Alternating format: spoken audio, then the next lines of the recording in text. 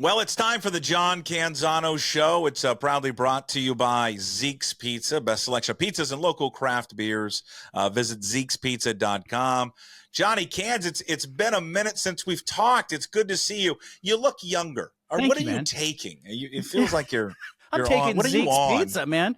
Zeke's Pizza will make you look younger and it'll fill your belly. You can follow John on Twitter at John Canzano BFT. You can read all of his work, of course, at johncanzano.com. Listen to the radio show Ball-Faced Truth down in Portland.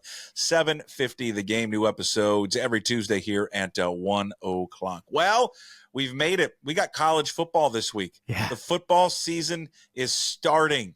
I don't know what the first game, Florida State, Georgia Tech, I believe. I don't know. I'm just happy to see it. We can stop talking about, all the other stuff and really talk about the football for a while. And by the way, thank you for saying that I look younger. There's nothing worse than like when you wake up and you feel great and then you run into a friend or you're at a coffee shop and somebody goes, "Oh, you look tired." Like, don't keep that to yourself. If you ever see me and I look tired, just don't say anything. I got that the other day from the go-to guy, Jim Moore. Yeah. We're doing a show. He goes, "God, you look tired." I'm like, F you, man. Because I am tired. I was feeling pretty good until you said that, Jim. So. Yeah. 9 a.m. Saturday, Florida State, Georgia Tech. I think that's in Dublin. 9 a.m. on ESPN. Woo. The Seminoles ranked 10th in the country. And then following that, at 1 o'clock, we got Montana State and New Mexico. 5 o'clock, SMU, Nevada. And then the nightcap, 9 o'clock. Boy, I can't wait for this one. Delaware State and Hawaii. Exposure, man. It's all about exposure. And are you willing to play? Who's going to play at midnight? Who will be the first? That'll be the thing. But how does Florida State and Georgia Tech feeling about having, an ACC game in Dublin in week 0? Like, you talk about television winning out. There's the example, the prime example of the power being ceded to the TV companies. And you just look at the first weekend or so of games, and it's just like the Thursday schedule or Friday. Let's get to Saturday. I want to see we got Clemson, Georgia. Yeah, at least you got it. That's a juicy matchup, right? Number 1 against number 14. You start going through here, and I'm just trying to see what else is kind of juicy of week 1. Miami, Florida. I mean, I never consider Miami, Florida like a great rivalry because I always think Miami, Florida State, but.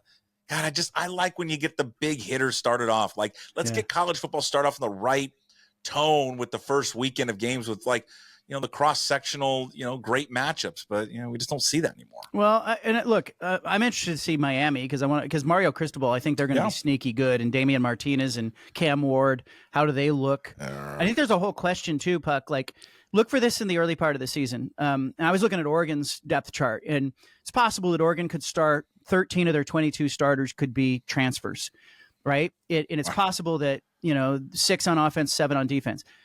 These early season games, normally we're looking at procedural errors and do they line up right? And, you see a little bit of slop, even in the NFL as the preseason's going on.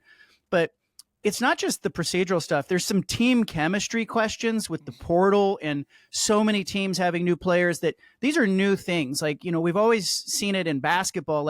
It takes them a month to get team chemistry and build culture.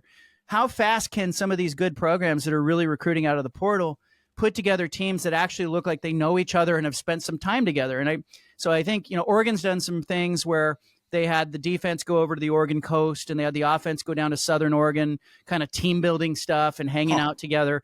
So I think you're going to see more of that in this portal era as these teams try to do not just fall camp, but how do we all get on the same page so we look like we have played football together before? What has you excited? What has you excited about the start of college football? I think just the uncertainty games, of it. Yeah, there's some uncertainty, but I was thinking about this. I went down on Friday and I met with Oregon State's president, and we'll get into all of that. But part of it was, it struck me as I was leaving campus. I walked by the football stadium. I'm watching Oregon State kind of go through a walkthrough, the day before their scrimmage. It's closed to the media, but I wandered in there anyway. If you act like you belong there, they sometimes will not talk to you. But it struck me how vital this season is, not just for Oregon State and Washington State, but if we really are moving in a couple of years or 4 years towards this super conference thing where there are maybe 30, 40, 50, 60 teams will be part of it. Winning football games in the next 2 or 3 seasons is going to help position you for that. It's never been more important. And it's why Utah's on the right side of that line right now. Utah won football games at the right time. Go back and look at Stanford, maybe in the transition from Jim Harbaugh to David Shaw, where they were winning 10, 11, and 12 games a year. If the fracture in college athletics had happened then, the Big Ten would have been all over Stanford. I think the next 2 or 3 seasons, and playoff aside, the playoff's going to draw all this excitement and intrigue into the season. But for Oregon State and Washington State, who want to matter, and for everybody else who wants to be part of whatever happens in 4 years, 5 years, you've got to win games. You got to win on the field. So when you line up, I don't care if it's Idaho or Idaho State or Portland State or Boise State or Michigan State, whoever you're playing, you are playing for footing in college football, in the future of college football. Well, style points too, right? Yeah. There could be a lot of style points of trying to, with different teams trying to jockey position to show themselves, how good they are. And especially when I think of Oregon State and Washington State. I think there's a great worry. I wonder what the vibe is with Bray and Oregon State. I think for me with Dickert and Washington State, I think there's a great fear for me going into this schedule for them in the Mountain West because – when they're in the Pac-12, they're the underdog. They're the ones that are looking up to every opponent that they have. And they know going into those games, for the most part, they got a chip on their shoulder. They wanted to be recruited by USC or UCLA or Washington, what have you, but they landed at Washington State. Now they're going to be playing against teams. Those are those guys, the kids that are at Fresno State and Boise State. They wanted to play at the Pac-12 schools, maybe Washington State, and they didn't give them the opportunity. I think there's this perception, at least from some of the fans here. Oh, we're going to walk in there. No, we'll push them around. I mean, those Fresno State and Boise State, those are good football teams, and they want all of those teams in the Mountain West want to prove to Washington State and Oregon State that you guys think you're going to come in here and dominate this conference. You got another thing coming. Yeah, I think there's a lot of that going on, and Jake Dickert is gone out, and I thought it started in Vegas in July when he said it's tougher to play at Fresno and Boise than it is to go to Stanford or Arizona State. 100%. I mean, he's totally trying to shift that narrative, right? But I also think, look, they got Oregon State and Washington State being they got the toughest teams in the Mountain West. They're going to both play Boise State.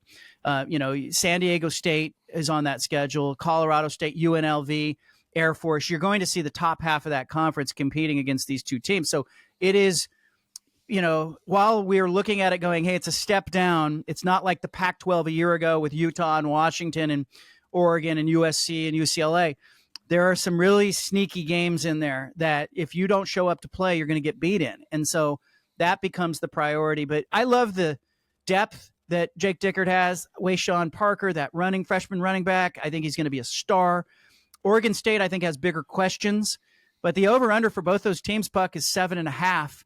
And I kind of think, as long as they're both bowl eligible, they will continue to be talked about. They need some TV ratings.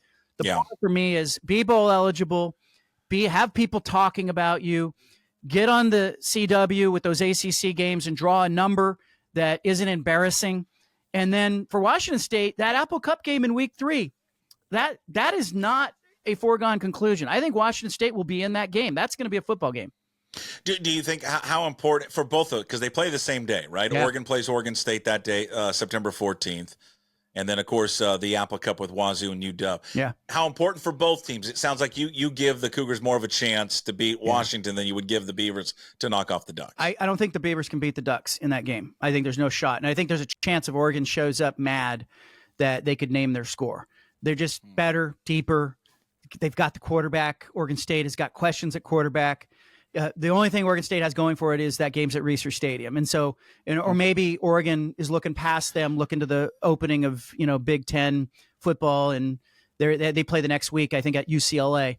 But so I think there's a little bit there. But I think Washington State can be in that game. And I would not be surprised if Washington State wins that game. And I think for Washington's season, I kind of have Washington starting about 5-1, but that's the game I circled. That is a really important game for the Huskies, important game for the Cougars, because for the Cougars, it's hey, we belong. It's like the Wisconsin game of the last 2 seasons. Do you belong or not? We belong. And for Washington, there's a rivalry there, but it's not in rivalry week. And it falls early in the year when I think, coaches will always tell you a big adjustment. The biggest leap is from week 1 to week 2. So it's not like you're getting them in week one, which I think would be ideal for Washington State, but you're still getting them early enough in the season where they're not going to be humming. And so I think this is a little bit of advantage for Washington State to have that game in big venue. Do the Husky fans buy tickets to see that game, or do they just wait to see, the Big Ten teams come to town? It seems like I don't know what the latest is, but I think the majority of them that bought tickets to where it's at Seahawks Stadium have been by Husky fans. It's been the Cougar fans who haven't gobbled up the tickets yet, and part of it was because there's a lot of the fan base, the alumni, who did not want to continue the game. They wanted it to stop. They you know what? If we're not going to play it at the traditional time in Pullman, I don't want anything to do with it. There was a lot of people, myself included, that didn't want it to continue at all anymore. But I think I changed my tune a little bit on that as we kind of the weeks went by and the months went by and all that. I understand why they want to play it, but let me ask you this, because I taped a Husky podcast. I'm going to be doing this year with Elise Woodward and Jordan Reffett, who I love these two dearly. You'll love the name, Puck the Huskies podcast. Just great. I really want to pat myself on the back to for your it, point, because it's so good. Yeah. But I asked them this question that, to me, the rivalry between Washington and UW or with UW and Wazoo has always been the big brother, little brother. Yeah. It's always been friendly for the most part, because so many people, the houses are divided, with one set going to one school, the other set going to another. It's Thanksgiving, so you gather around the table, you talk smack to each other and all that. I felt for the first time this year, maybe it's an online thing, a social media thing, that there's a lot more vitriol now. And the tenor of the rivalry has changed a little bit. Yeah, it's personal. Have you noticed that with Oregon State and Oregon? The anger that came from last August is not gone. And there's bitterness and there's anger. And I asked Oregon State's president if she was still angry, and she said, no, it's been a year. We're beyond it. And she's focused on other things and, talked a lot about what they're doing behind the scenes and kind of the next move they're going to make and how active they're being. But the truth is the fans are not over it. And while I understand why Washington State fans wouldn't want to buy tickets to that game's really important to Washington State. And look at look at what Washington State and Oregon State are trying to do. They're playing this Mountain West Conference heavy schedule this season, but I don't think they're interested, Puck, in trying to continue this. They have an option for 2025, but I think for 2025, they would like to try to play some ACC games and some Big 12 games, try to show they belong. Having Washington on the schedule, a Big 10 conference team on the schedule, and knowing you're going to have them on the schedule for the foreseeable future is a huge message, like, hey, we still belong to the Power 4, Power 5, whatever you want to call it. Same for Oregon State. You have to continue to play that game.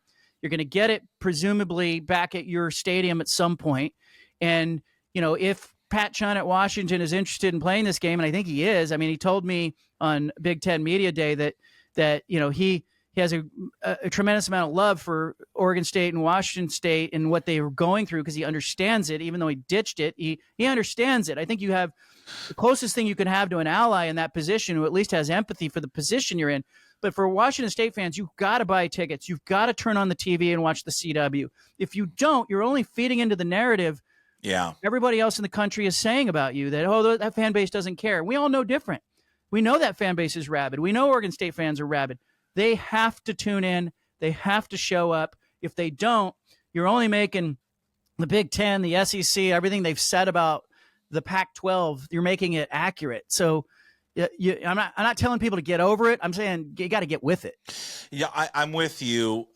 It worries me a lot. And I have another college podcast with the Cougars with Paul Sorensen, a former safety, and what do you call that one? And Jim Moore, Old Crimson podcast that we did. Not as clever, not as biting, not as clever as Puck the Huskies. Yeah. That one I really giggle every time. Okay. And I just like saying it to Reffett, who kind of I get it's kind of funny, but I can tell that I say it a lot, and he gets kind of, I think it wears on him a little bit. Yeah. It's gonna at the end of the year wear on him. But anyways. When I asked Sorensen and Jim Moore about this, that's another concern is apathy. And you look at this home schedule, for them. I mean, I think the Portland State game, I think, will be attended because it's the first game, and students are back and they'll be there. Yeah. And Texas Tech will be fine. To me, I'm going to be, I'm not going to make it to every game. I mean, I have season tickets, but I'm not going to make it to every game. But San Jose State, what's the attendance going to be like October 19th against Hawaii or November 9th against Utah, and then Utah State? And then the one that worries the hell out of me is November 30th. They have a home game, the last game of the year against Wyoming. Yeah. And I guess that apathy and just how people are upset with the way that college football is, will that translate to attendance over there? And one of the biggest issues is, you got a fan base that travels 5 hours to get to games. Yeah. And then they're like, well, I don't want to pay $500 a night for a hotel if we're playing Wyoming and Hawaii. Yeah. I'll do that for UCLA, or I'll do it for Arizona State, but not them. Yeah. It's a long play, and it is asking a lot. And Oregon State is asking a lot of their fans as well. And, are you playing for 8, 9, 10 win season at that point, and is that enough to draw you to the game? Right. Are they doing enough at Washington State to kind of make the game day experience fun for your family? I know that Texas Tech game is kind of, they're going to honor Mike Leach that game, and that'll be a big one. And, I think people will show up and kind of support and remember Mike Leach for that game, but can they find reasons late in the year to make those games exciting? And, oh, by the way, some of those games are on the CW, and that's awful important. So if you're not at the stadium, are you willing to turn your TV on? Because I can tell you the big thing is, people are going to be looking. We look back, right? You and I have looked at the ACC ratings for those games. They weren't great ACC games. Now you're putting some Pac-12 games on after the ACC games that you're really hoping people around the country tune into, and it draws more than 300,000 or 400,000 viewers. You'd like to see a fat number there, because in 2025, my feeling is that the CW is the TV partner, and an ACC scheduling partnership, much like the Mountain West, could be on the table. Now, all of a sudden, Washington State is playing Miami, and Oregon State is playing Georgia Tech. And so the game, or Florida State, maybe, if they stay in that conference, the games are going to get better. So I kind of hope that this is a one-off year, and that relegation that everybody's talking about and dreading and fearing in college football, like that the messaging, or maybe the message that Washington State fans will get and Oregon State fans will get, is be like, hey, if you really want to belong, show the country how different and how great these college towns are. Because, if I hadn't been to them and hadn't seen them up close and hadn't talked to fans and, really immersed myself in these Pac-12 programs in the last 2 decades, I wouldn't understand it either. To me, I've seen Purdue, I've seen Indiana, Oregon State, Washington State trump those places on a game day. It's not even close. I want to play just a clip real quick from the again, Puck the Huskies podcast, because I want to get your thoughts on this one with Jordan and Elise. And because I asked them, and this came up organically. I didn't even plan to ask this to them, but Jordan kind of steered this in the conversation into this, and it's about Jedd Fisch, about their impressions of Jedd Fisch, but also of Ryan Grubb, who left Washington to become the Seahawks offensive coordinator. Would you guys have preferred that Grubb be the head coach? Number one, I'm 100% happy with Coach Fisch. I love Coach Fisch. I think he's been awesome so far. He's done amazing in his short time at Washington. I love what he's doing. I love everything about him. I love his staff. I would have been happy if they hired Coach Grubb as well. You're the CEO. And so, that's the thing with Ryan Grubb that I will say that it would make me hesitate right now, is the fact that he's so good at the X's and O's. That's what he's now. Is he the one that wants to be behind the scenes and doing this other stuff? Maybe. We don't know. He's all about the players. He's all about recruiting and getting guys out there. He's been great. And I tell you, that guy is a grinder. He's working his tail off all the time. So I think Husky fans should be really excited just about the work ethic that he's bringing to you. I just would play that because I came away with both of them, maybe Jordan more than Elise, that I think because they both agreed that it was hard for them to enjoy last season and what they accomplished because they never really got to celebrate it, because after the national championship game, I think it's like a week later, I mean, DeBoer's gone. And he's taken the job at Alabama. And that I think they both, and I think a lot of Husky fans would have preferred that Ryan Grubb got the job. Yeah, there would have been risk in that. There's risk in any hire. And I think Elise said that. Her point was they went through with it with Jimmy Lake. Yeah. And I don't think that they could have gone to another coach who has had no coaching experience and crossed their fingers because of the Jimmy Lake situation. It's hard enough when these coaches come in, to implement your staffing, your program, your recruiting, who's leaving in the portal. Can we retain any of these guys? Who am I bringing with me? It's a high wire act. Like Jed Fish has gone through that. It's tough enough when you've done it already. When you add the idea that it's a first year head coach, you are, there's a lot of stuff. It's you don't know what you don't know. And can Ryan Grubb put together the recruiting? Can he retain guys? Oh, by the way, wasn't he going to Alabama? Then suddenly he wasn't going to Alabama. There was too much there. And I think what really had to, make officials at Washington nervous was not just Jimmy Lake, was, hey, we're transitioning to the Big Ten. Don't we need somebody who has done this before? Yeah. And do we really want to have to worry about coaching the coach and who is he hiring on his staff? When you hire Jed Fish, you get a staff. And oh, by the way, look at who he's bringing to practice. Okay. I don't even need to say, we all know who he's bringing to practice. What else are you getting with Jed Fish that Ryan Grubb would take? He needs some time to develop those kinds of relationships. So I understand what Washington did. It was less than convenient to have your coach who just took you to the promised land decide, you know what, I have another place I'd rather be. And I understand, I have friends who are Husky fans who were just totally dismayed in the same way that Washington State fans and Oregon State fans were turned off by kind of what happened. Yeah. Oh, I hate college sports. I don't want anything to do with it. I think some Husky fans went through some of that because they were dealing with the same thing Oregon State fans were dealing with, as Jonathan Smith said, oh, I'd rather be at Michigan State. It's that same hangover that you get as a fan because that's your guy. You're all on board with him. You're hyping him up on social media and your friends. What a great guy he is. He's a forever guy. And then he suddenly goes, nah, I'm out of here, and doesn't even say bye to you. Yeah. No, great points. I mean, really, because you couldn't afford any slip-ups with someone who, you don't know. I mean, and Elise brought up the point that this is a guy who grinds in the film room for 14 hours. Yeah. And when you're the head coach, you really can't do that. It's interesting. We didn't get into this with them, but you look at Washington. You want to have a great year, right? You'd love for them to go 12-0 or 11-1 or 10-2. Yeah. Capitalize on what they did last year, but then it's like a catch-22. Do you want Fish to have a little bit of success, but not too much success?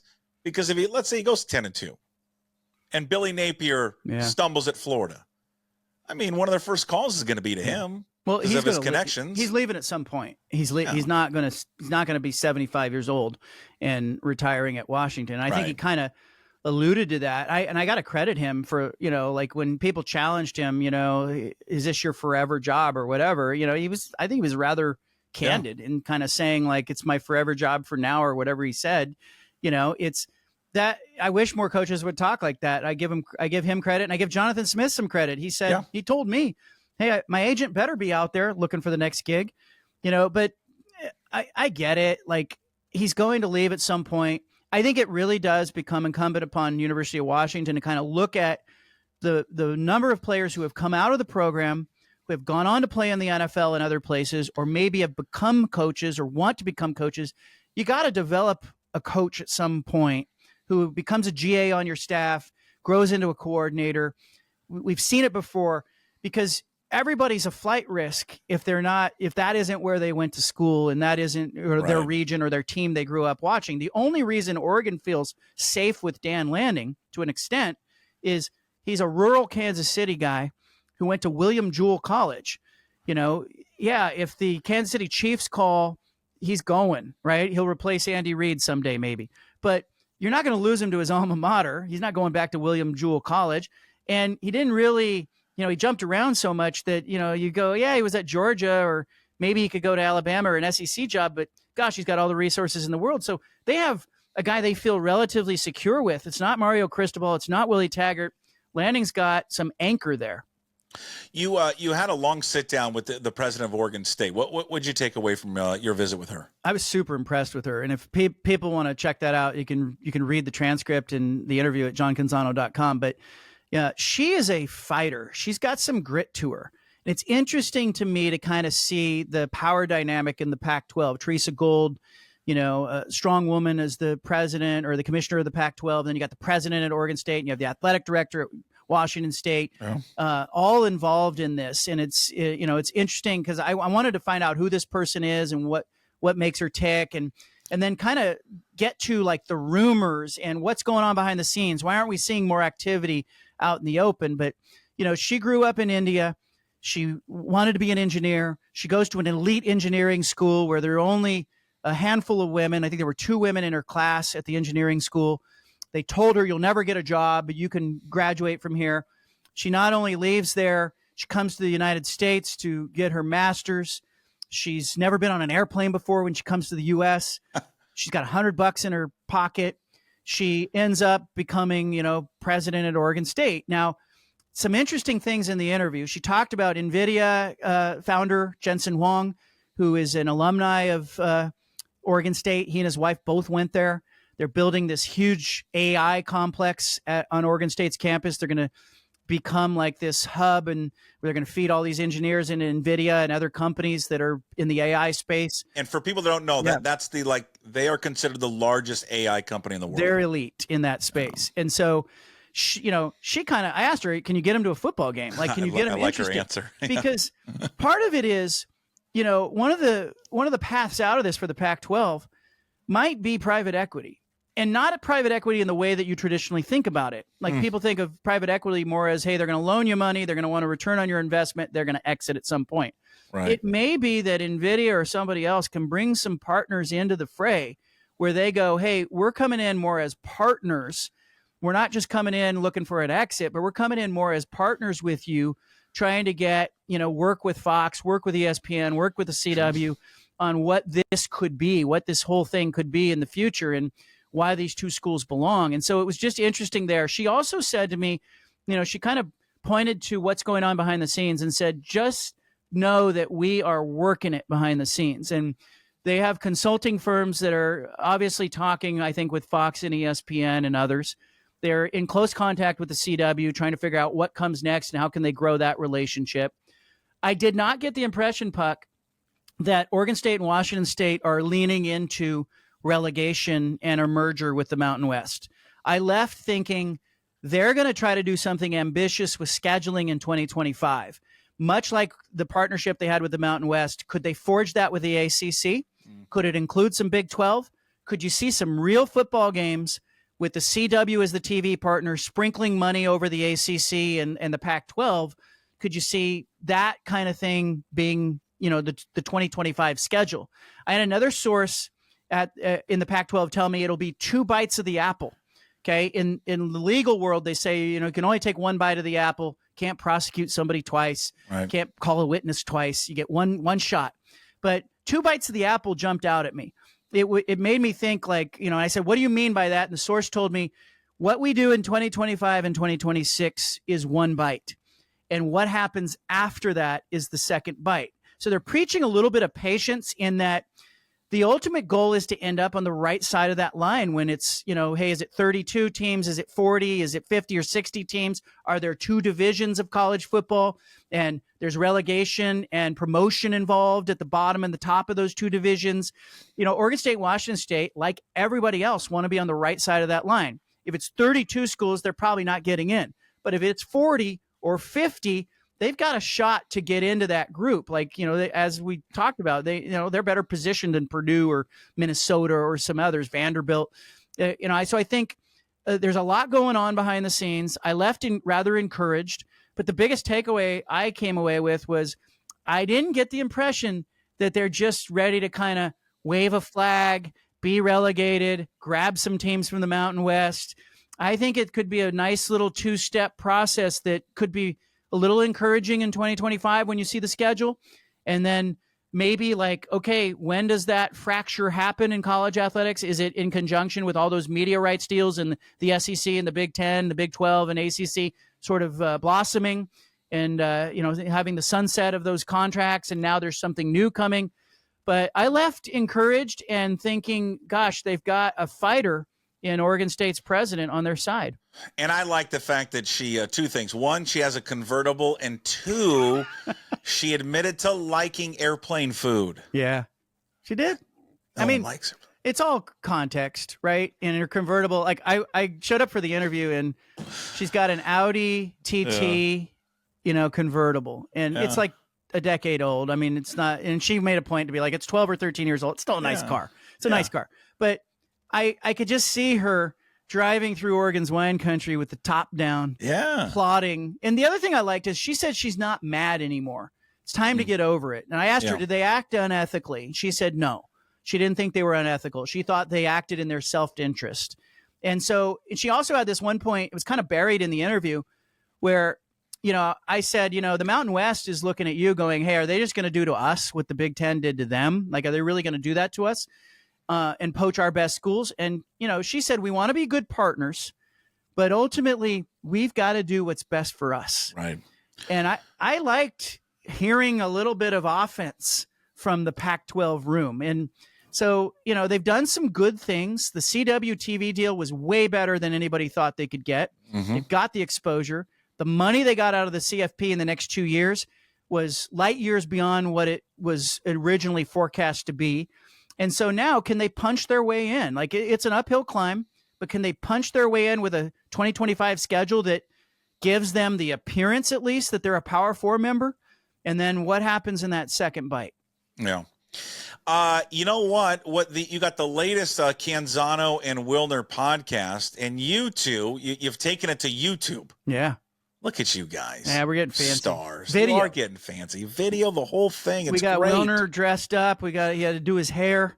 Was he dressed up? The cool thing about it is Wilner's got in the background of the shot, if you look at it on YouTube, if you go to our channel, Canzano and Wilner on YouTube, there's a bunk bed in the back. Like, I put some books back here. There's a bunk bed. He's like in his kid's room. There's a bunk bed in the back. It's charming. That makes sense. Go check it out. What's the latest one? The Canzano. Well, we did Wilner predictions, podcast. And everybody's mad. Nobody's happy when you do predictions. No, of course not. Several years ago, I predicted Oregon would go 12-0 in a season, and the Duck fans got mad, and they said, "You're just setting us up for failure."